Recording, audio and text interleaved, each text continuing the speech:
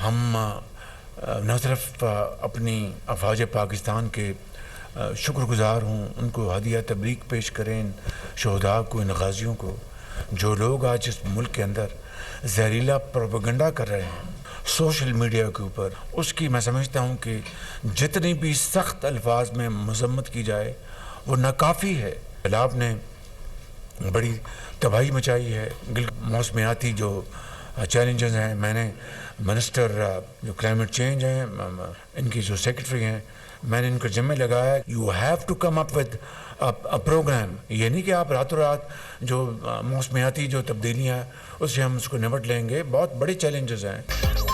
وزیر اعظم کا کلائمیٹ اور زرعی ایمرجنسی کا اعلان۔ شہباز شریف نے کابینہ اجلاس سے خطاب میں کہا نقصانات سے متعلق 1 ہفتے میں جائزہ مکمل ہوگا، وفاق اپنا کردار ادا کرے گا، صوبے بھی اپنا حصہ ڈالیں گے۔ سیلاب نے پورے ملک میں بڑی تباہی مچائی، 1000 لوگ جاں بحق ہو چکے، ماحولیاتی تبدیلی سے ایک دن میں نہیں نمٹا جا سکتا۔ وزیر اعظم کا سیکیورٹی فورسز کی قربانیوں کا اعتراف، کہا پاکستانی قوم کو اپنے شہداء پر فخر ہے، ہمیں افواج پاکستان، شہداء اور غازیوں کا شکر گزار ہونا چاہیے۔ کچھ لوگ ملک میں زہریلا پروپیگنڈا اور اداروں کی تضحیق کر رہے ہیں، بیرون ملک اور پاکستان میں بیٹھے فتنے کی شناخت اور خاتمہ کرنا ہوگا۔ کابینہ اجلاس کا اعلامیہ جاری۔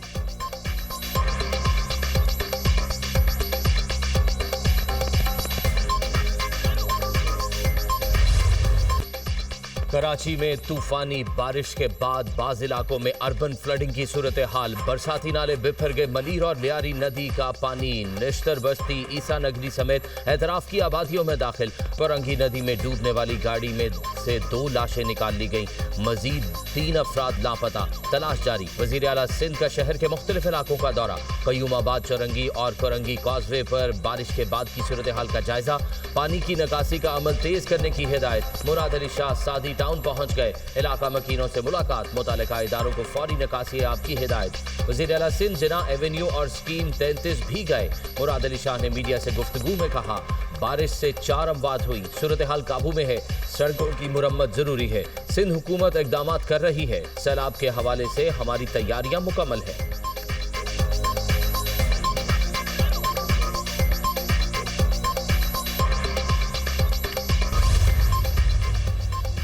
کراچی میں بارش سے تھڈو ڈیم اوور فلو، پانی اطراف کے علاقوں تک جا پہنچا۔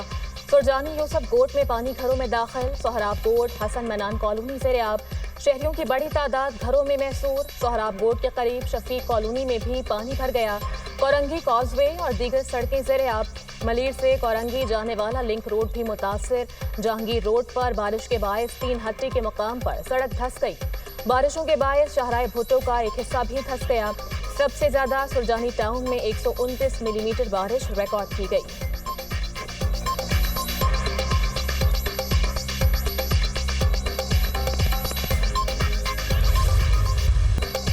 وزیر اعلیٰ پنجاب مریم نواز کا سیلاب متاثرین کے نقصانات کے ازالے کا اعلان، جس کا جو نقصان ہوا ہے اس کا ازالہ کریں گے، فصلوں اور گھروں کے نقصانات کا شفاف تخمینہ لگانے کا عمل بھی جاری ہے۔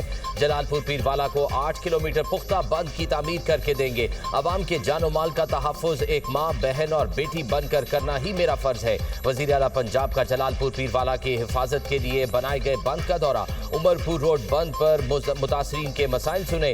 مریم نواز سیلاب متاثرین میں گھل مل گئی، سیلاب متاثرین سے ملاقات، داد رسی کی، متاثرین کے ساتھ بیٹھ کر کھانا کھایا۔ مریم نواز نے سیلاب متاثرین میں امدادی چیک تقسیم کیے، کہا سیلاب متاثرین کی ہر ممکن مدد کی جا رہی ہے۔ شہر اور آبادی کی حفاظت کے لیے اقدامات پر شہریوں نے وزیر اعلیٰ مریم نواز کا شکریہ ادا کیا۔ مریم نواز نے کہا سب اچھا ہے کی رپورٹ قبول نہیں، جب آپ کہیں گے اچھا ہے تو یقین کروں گی۔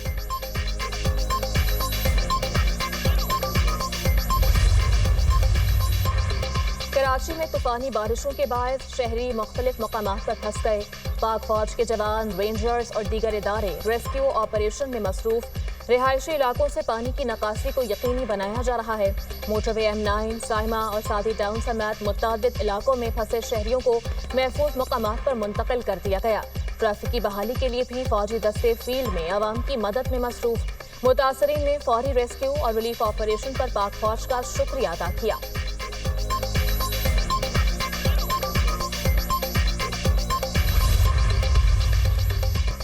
کراچی میں بارشوں کے بعد پیدا صورتحال بتدریج بہتری کی طرف جا رہی ہے۔ ڈیم بھرنے اور شدید بارشوں کی وجہ سے لیاری ندی اور ملی ندی میں طغیانی آئی۔ سمندر میں اونچی لہروں کی وجہ سے بھی بارش کے پانی کے اخراج میں تاخیر ہوئی۔ سینئر وزیر سندھ شرجیل انعام میمن کا بیان، کہا 24 سے 48 گھنٹوں میں بارش کا نیا سپیل آنے کی پیش گوئی ہے۔ حکومت سندھ مکمل الرٹ ہے۔ حالیہ بارشوں اور دریاؤں میں بڑھتے ہوئے پانی کے پیش نظر بڑے پیمانے پر ریسکیو اور ریلیف آپریشنز جاری ہیں۔ میئر کراچی مرتضی وہاب کی سربراہی میں تمام متعلقہ ادارے متحرک ہیں۔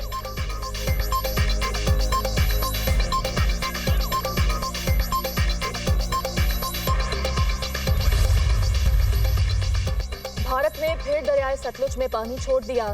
بھارت کا ایک بار پھر پاکستان سے رابطہ، سیلابی ریلے سے متعلق آگاہ کیا۔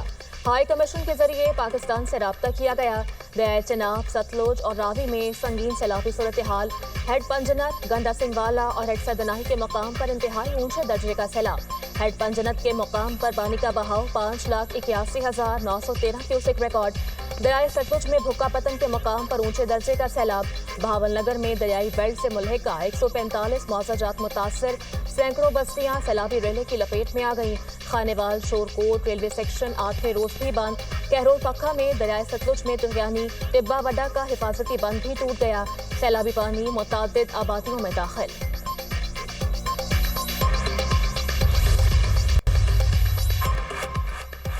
قومی بیانیے کی تشکیل کے لیے قومی پیغام امن کمیٹی NPAC کے قیام کا نوٹیفیکیشن جاری۔ کمیٹی دہشت گردی، انتہا پسندی کے خلاف مضبوط قدم ثابت ہوگی۔ نفرت انگیز تقاریر اور فرقہ واریت کے خلاف متحدہ قومی بیانیہ تیار کرے گی۔ کمیٹی کی قیادت وزیر اطلاعات و نشریات عطا تارڑ کریں گے۔ تمام مسالک کے مذہبی رہنما شامل، مسیحی، ہندو اور سکھ رہنما بھی کمیٹی کا حصہ۔ حافظ طاہر محمود اشرفی کمیٹی کے کوارڈینیٹر مقرر۔ مدارس بورڈ کے نمائندے بھی کمیٹی میں شامل۔ صوبائی پیغام امن کمیٹیاں بھی NPAC کی حمایت کریں گی۔ حکومت کا اقدام قومی اتحاد کو مستحکم کرنے اور پاکستان کی قیادت کو ایک نیا سنگ میل فراہم کرے گا۔ NPAC کا مقصد بین المذاہب ہم آہنگی کو فروغ دینا، قومی امن کی بنیاد رکھنا اور پاکستان کے روشن مستقبل کے لیے اتحاد کو آگے بڑھانا ہے۔ کمیٹی دنیا کے سامنے انتہا پسندی اور تشدد کے خلاف مشترکہ جدوجہد میں بھی پاکستان کی آواز بنے گی۔ کمیٹی کے ارکان میں سینیٹر حافظ عبدالکریم، مفتی عبدالرحیم، علامہ عارف حسین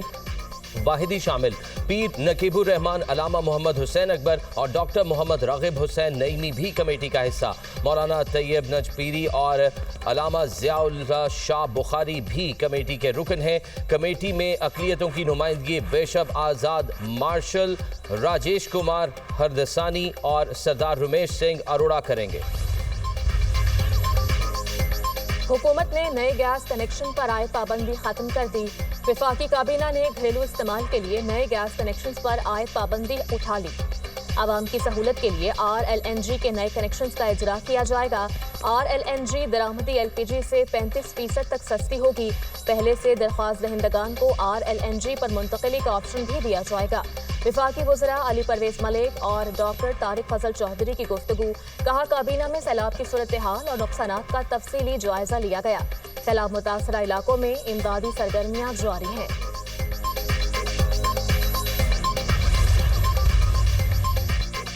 دریائے چناب کے سیلابی ریلوں سے تباہی۔ مظفر گڑھ کی تحصیل علی پور کے علاقے سید پور میں سیلابی پانی میں 8 افراد ڈوب گئے، جن میں سے 5 سالہ بچے کی لاش مل گئی۔ خاتون سمیت 2 افراد کو زندہ نکال لیا گیا، دیگر کی تلاش جاری۔ تمام متاثرین کا تعلق ایک ہی خاندان سے ہے۔ ملتان کی بستی محمد پور گھوٹا میں سیلاب سے بڑے پیمانے پر نقصان، سینکڑوں ایکڑ رقبے پر فصلیں پانی کی نظر۔ متاثرین کی اپنی مدد آپ کے تحت نقل مکانی۔ جلال پور پیروالا میں سیلابی صورتحال برقرار، پانی کے تیز بہاؤ کے باعث بند پر شدید دباؤ، انخلا کی ہدایت پر نقل مکانی۔